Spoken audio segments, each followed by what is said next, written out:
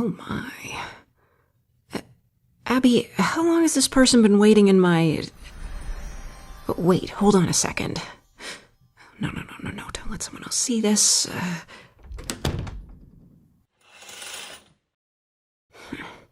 sound sleeper. Hey, it's time to wake up now. You... Easy. You didn't look like you were having a nightmare, but you certainly jumped like someone who did. I'm sorry if I startled you. No, it's all right. You aren't the first person I've had falling asleep in my office. I have that effect on people. My office, yes. You probably already know, seeing as you're here, but let me introduce myself anyway. I'm Dr. Lamb, the counselor whose office you decided to take a nap in. If I kept you waiting, I apologize, though I thought my schedule for the rest of the day was clear. You didn't make an appointment with me, did you? But no, I think you must want me in a different capacity. Someone sent you to me, right? You're looking for a magic tutor? It's all right, we can talk about it. My secretary won't hear us. Oh yes, I know. I didn't need you to tell me. While you were asleep just now, you started, casting. No, don't be embarrassed. You didn't cause any harm. I only had to prevent Abby from seeing. She is not one of the initiated, I'm afraid. But either way, it's really incredible. I think it's really incredible. You're a somniomancer, aren't you? Or would you be more familiar with the term dream mage? A magic user whose talent lies not in creative expression, but the act of dreaming itself. Extremely volatile, extremely unpredictable, but very powerful and versatile nonetheless. Oh, I don't mean to call you volatile. I'm sure you're lovely. But that's how dreams are, aren't they? There hasn't been a somniomancer to walk through these doors in many, many years. I'm thrilled to be here seeing you in person. Let me just take a look at you, please. Just for a moment. It's true. You have that same quirk of the eyes, though they're a bit bruised right now. And the dream I saw coalescing in your sleep, it didn't have a chance to form a shape, but I could tell that it was going to be marvelous. Please don't look at me like that. I apologize for sounding so strange. It's just that dream mages are such a, let's say, a rare breed. I'm surprised you don't know that. Have you met any others besides yourself? To hear you speak of it, you must be new to the entire magical community. That's... I can't even imagine being kept so isolated from my own people for so much of my life. I'm not here to judge your background, of course. It just strikes me as strange. Well, let me tell you then. Your strain of magic is incredibly rare. Few are born with it, and of those few, there aren't many who make it to adult...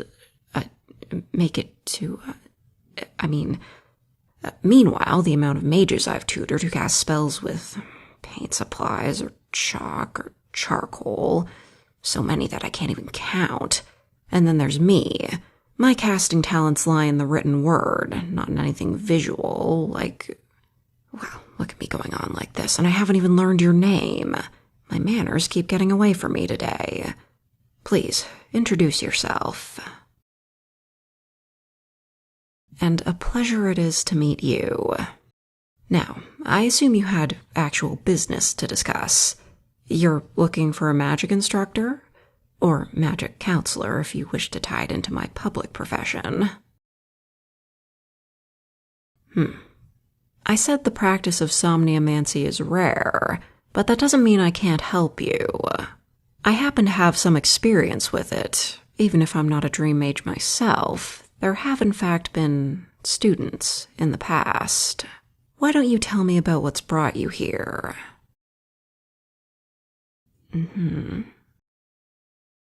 Mm-hmm.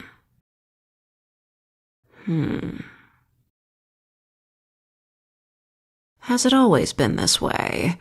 Or has it only been now that you've reached adulthood that your powers are behaving like this? You look so tense.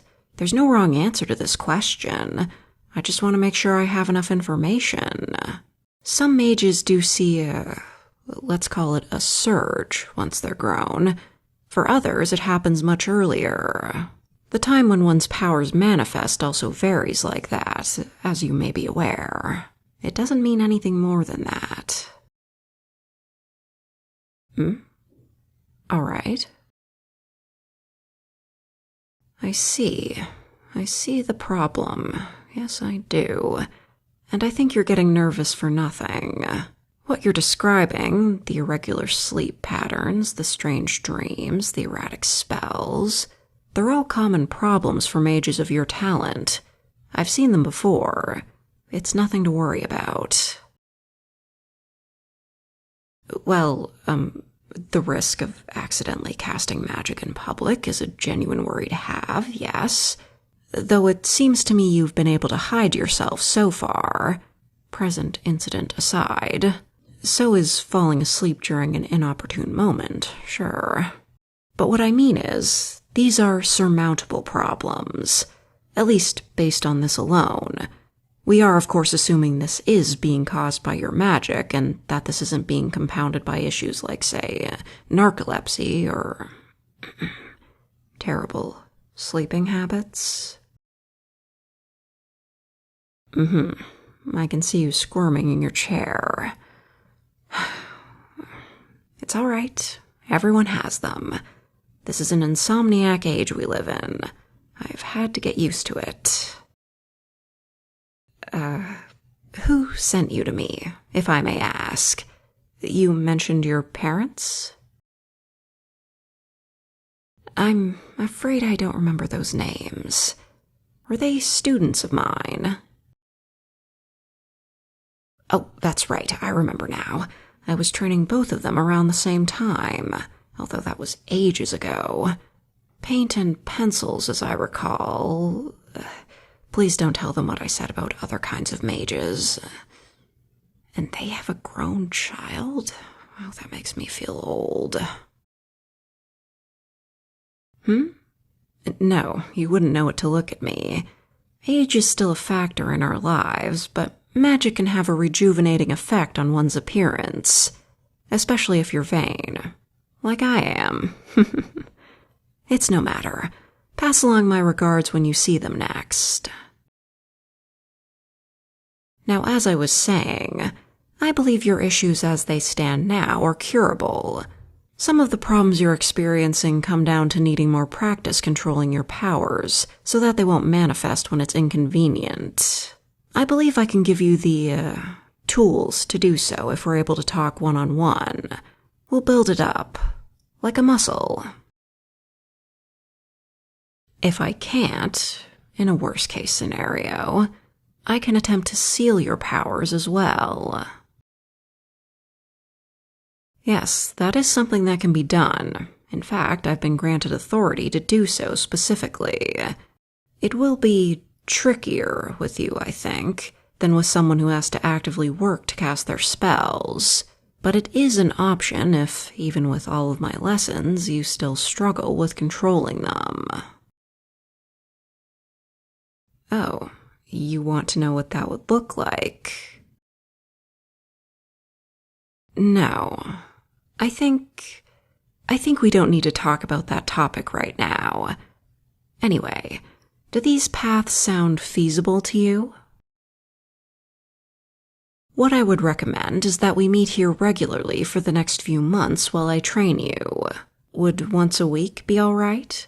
I don't wish to interrupt anything else going on in your life. Classes, hobbies, a job. Oh, that's unfortunate. Let's mark that as a goal for the future, shall we? Holding down a stable job without your dreams setting the place on fire. You're not a mess. It's hard these days for young magic users, in a world that doesn't want to acknowledge their existence. But I'm here, and I want to help you.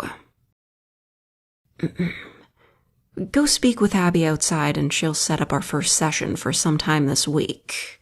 As far as most people will know, you'll be seeing me for ordinary counseling. The fact that you lost your job recently does make for a good pretense, doesn't it? Before you go, I want you to take one of my cards. It has my contact information on it. Wait a moment. I'm putting my personal phone number on the back.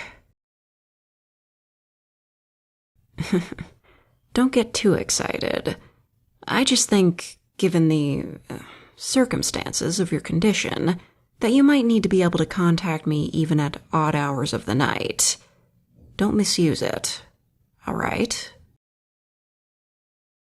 Good. I'll let you take your leave now. I'll see you later this week. Make sure to wear comfortable, non-flammable clothes, and feel free to bring a pillow. Have a good rest of your day. And sweet dreams as well, for your sake.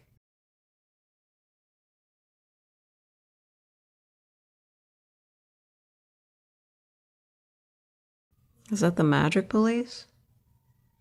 There's so many sirens. Stop. The building's not even on fire this time. It's never on fire. People keep pulling the alarm.